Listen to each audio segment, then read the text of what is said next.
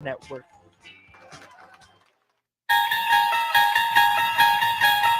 Imagine, if you will, submitting for your approval several enigmatic tales and stories on a very curious radio show. The signpost up ahead reads that you have entered the ozone.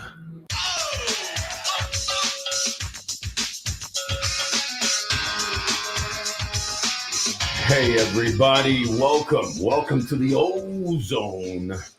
And as you heard in that intro right there, it's going to be enigmatic stories, interesting tales, not just about sports, but about life, curious things that hopefully will be of interest to you. Welcome aboard the ozone right here on your favorite station, WTAN 1340 Tan Talk, 106.1 on the FM dial. Thanks again to everybody from the Chapters Network. We've got a slew of people here at the studio, a bunch of New Yorkers coming down over here and taking care of business, and all celebrating not just baseball, but a glorious man by the name of Ray Negron, 50 years in baseball, and a great story. And not just a great story, there's so many levels to this, but also a charitable story, because along with what's going to be coming out, which is on Saturday, I'm going to talk real quickly about that, and that is the play, coming out on Saturday in Spring Hill, Bat Boy, a Yankee miracle. And by the way, you can go and get your tickets for the Saturday and Sunday shows at veteransheatfactory.com, veteransheatfactory.com. And the reason that this is worthwhile to go see, not only because I'm going to be in it playing Reggie Jackson, right, but also because it benefits. If you go into the veteransheatfactory.com, you'll see what it benefits. And it's for our veterans. And specifically, all the proceeds go there because of the fact that PTSD has been such a problem for our veterans and kind of a silent killer. So by all means, right here at the Ozone, we're all directing you to the Heat Factory.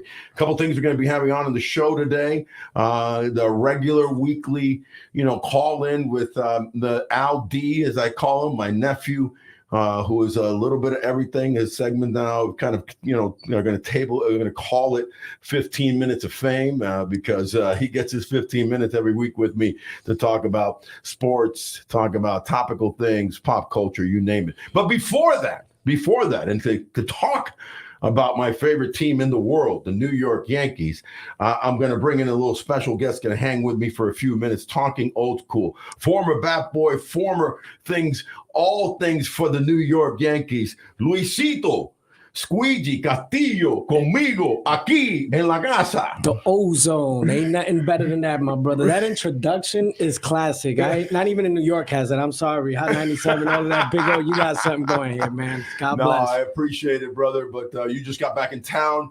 And give me a little take about what you've been up to and the excitement around, this play coming up on Saturday and what it benefits. Oh, it's always great to come here to Tampa, Florida, and get back to the community. Like Ray Negron, we're celebrating 50 years in baseball. How about that? Wow, man, that's a mentor. I call him the godfather of Bat Boys, and he's mentored me and many others, and that's great footsteps to follow him. And he loves giving back to urban communities, helping where he can help any community as well. Right. And this play has benefited. Now we're doing for the Heat Factor, which is for the PTSD, but in years past, it's benefited a multiplicity of community. I mean, we help kids, charities, homeless, women in shelters. Ray and Steve Vaccaro have reached out with the Bat Boy cast for so many years. I've been a part of this team here that I call it the All-Star team.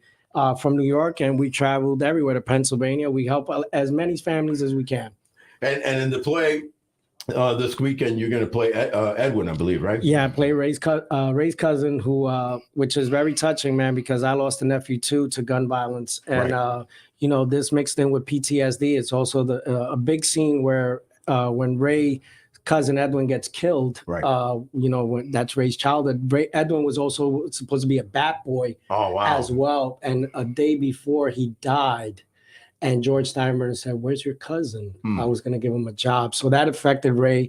And, a couple of years later, my nephew got gunned down in the Bronx, New York, innocent bystander. For those that maybe don't know too much about this play, and by all means, if you're in the area, you just need to come out and watch this either Saturday or Sunday. Again, go to Veterans Heat Factory website.com and you'll get all the information. Very easy to pop in, $10 tickets. So, and all proceeds go to the Heat Factory. But just give me a couple minutes on.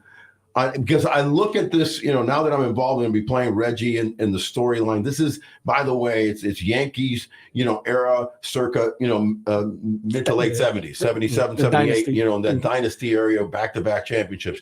And in fact, they went to the World Series three years in a row at that point in time, won twice. Yeah. So the storyline and the incredible things that happen, both dramatic, like you said, Edward, his brother passing away, the Reggie Jackson incident in Boston, Thurman Munson, and then his passing away. Yep. It almost plays like a movie, like a fiction movie. But this was nonfiction. Yeah. This all is things that happen. Ray's like the glue for the 70s team. He still keeps all those guys together, and stays in touch with wives and families. And that's why Bat Boys are very pivotal in the Yankee organization. Yes. Years later, I came by, with the Derek Jeter era, David Cohn, and still got all these guys together like Strawberry, Darryl, and all the second Bernie. Tenure of championship in the mid 90s. Yeah. And 96 on. You were there. We're both proud Bronx boys to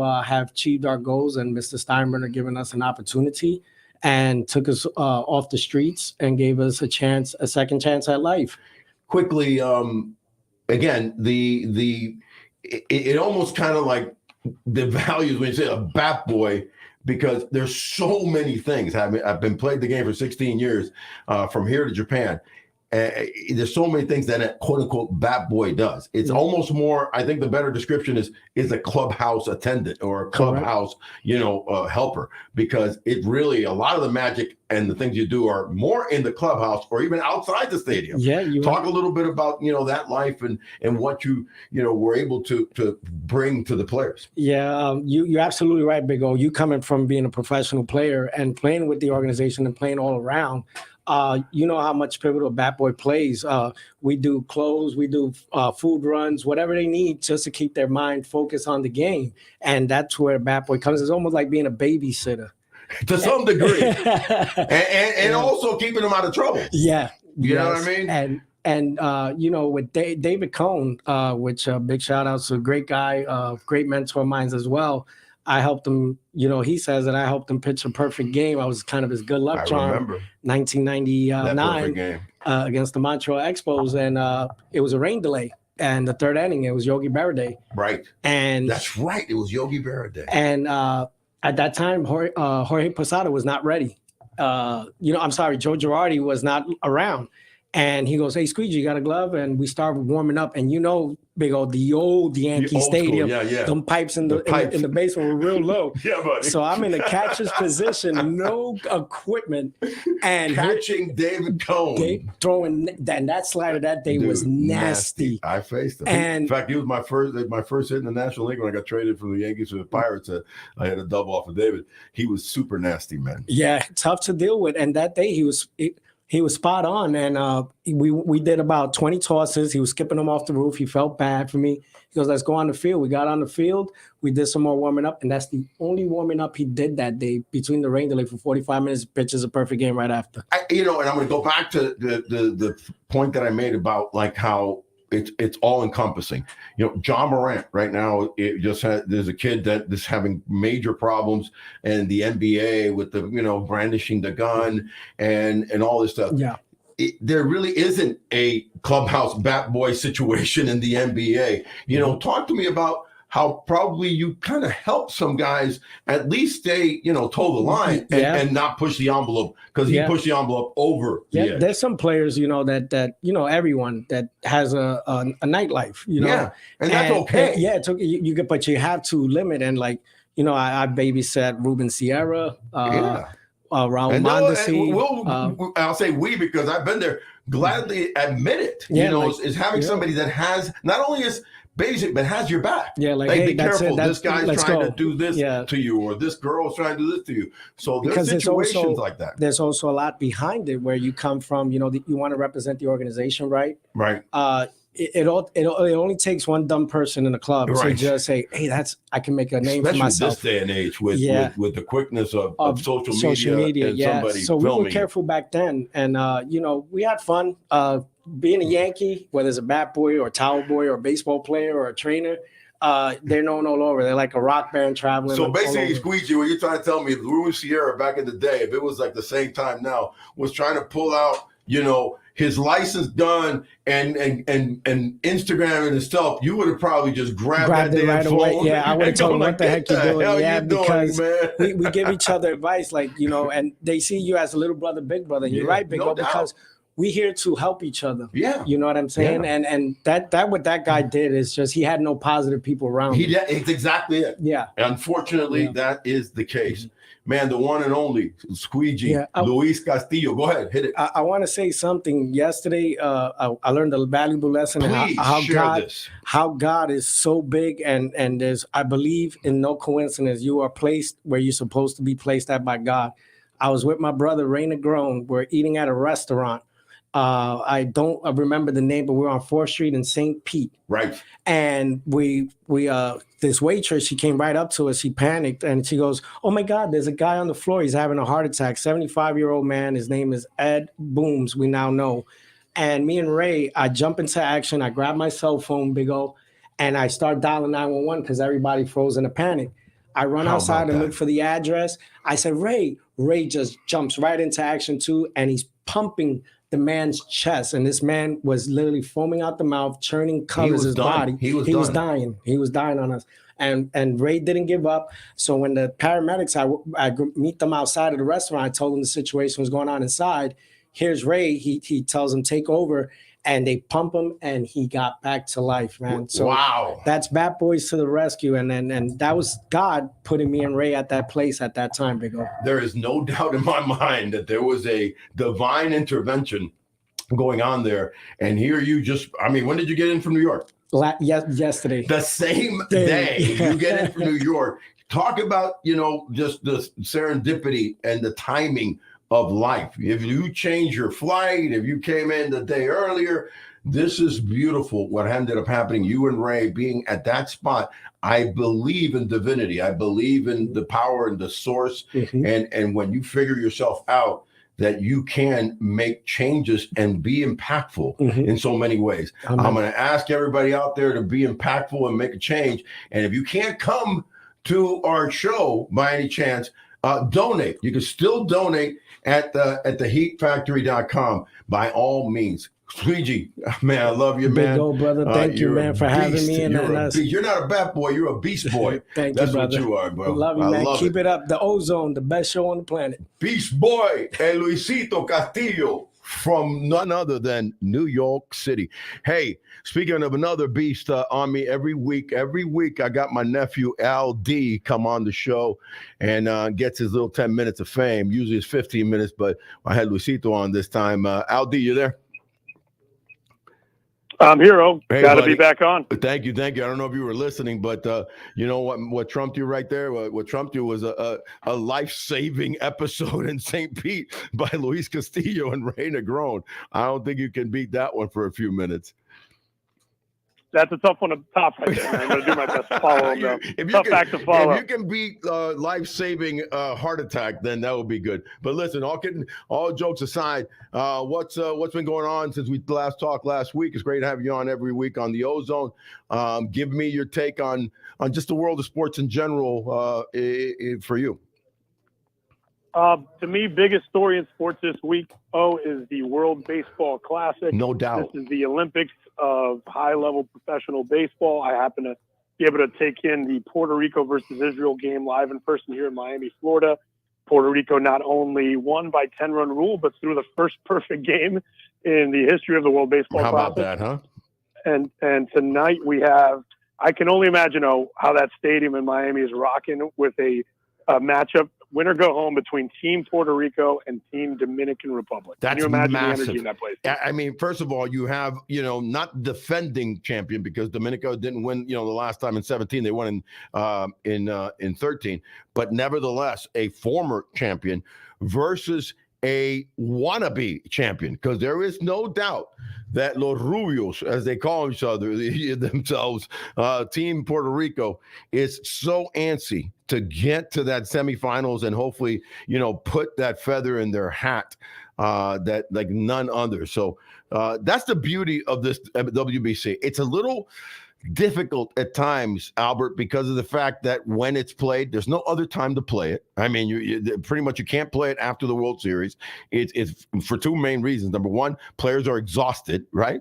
And number two, your pitchers forget it. They're done. And then number two, you're hit smack in the middle of the glorious NFL season, which is massive. So this is the only time to do it, and I think it's been built up nicely. I'm glad that they're hosting the majority of it, quarterfinals, semifinals, and finals in Miami, because the fans do come out for that, especially when you have the Latin, teams. And wait a minute when Team Japan, pops over there, because there's going to be a slew of Japanese coming into town. It's so interesting that point you mentioned about, they talk about here the Marlins this year, guys. For the listeners, this is the 30-year anniversary of the former Florida Marlins, current Miami Marlins, which were part of the inaugural I am one team. of the OG originals. One of the OGs, but it's so interesting when international play comes here, because I had a chance to experience it firsthand. There was 30,000 fans from Puerto Rico decked out head to toe, just at energy level 10 from pitch 1 to the last pitch. So there is an exuberance, there is a passion for high-level baseball in Florida. The Marlins organization, hopefully in the direction they're moving, is trying to tap into that, can one day tap into that, because it's here. There is a passion and love for the game that's very, very real. There's no doubt about that, and it is, a kind of an enigma scenario down there, because obviously they draw less than Tampa Bay draws.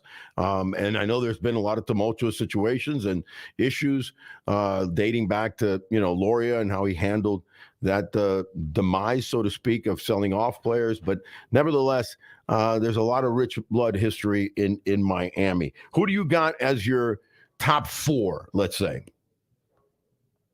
In the WBC? Yeah, overall, getting to the semis and on to the finals. Yeah, I'll give you a quick note on what you just said, and we'll jump over. Yeah. I believe this. I think here's the key. For the Marlins and all the this specific market, I think that in the Latin American baseball community, the stars dictate the fanhood. So I believe if you look at an organization like the Boston Red Sox, they have a giant fan base from Dominican Republic fans, because they were able to have stars like David Ortiz, Manny Ramirez, Pedro Martinez, right? I think these countries draw allegiances more to their countrymen than the players in the franchise of the uniform. So I think the key for the Marlins are really, if they can tap into certain free agents that are high profile Latin players, I think that could be kind of what kickstarts them getting a little bit better, bigger piece of the market share down here in terms of baseball fans. I totally agree with you. Before you give me your top 2, any disappointing play so far? I mean, I'm looking over here and looking at Korea that dropped a couple of games. That's a massive team that's kind of been a little sputtering a little bit. Obviously, Japan's on point. Cuba is not the same Cuba team that we were used to in past years in the WBC. Yeah, there's been some surprises early on. I think overall the consensus is the deepest tournament that they've had in terms of high level play up and down the board. Yeah, the parity is good. Parity is fantastic. I think the team that's really kind of underwhelmed a little bit, in my opinion, has been the local team here, USA. I think they're on paper, that lineup is really, really scary, but they haven't been able to procure the pitching depth or the high end premier pitching like other teams. To me, they've been a little bit of kind of feeling the pressure. Mark DeRosa is a first-year manager with them, or first-time manager, is kind of a little bit under the microscope. Got a little bit of heat for how he managed Brady Singer early on in a game against Mexico. But the teams that, to me, I think are the two consensus favorites at this point, honestly, Yeah. Number one is Venezuela, who we touched upon earlier. Venezuela. On a previous. Mucho. Man, I love the depth. It's a team that has a lot of players that play smart baseball. Right. You have Andres Jimenez. You have Jose Altuve. You have a lot of guys that do a lot of little things right. Salvador Perez is a great defender behind the plate, and they have a wealth of pitching. They're deep 1 through 10.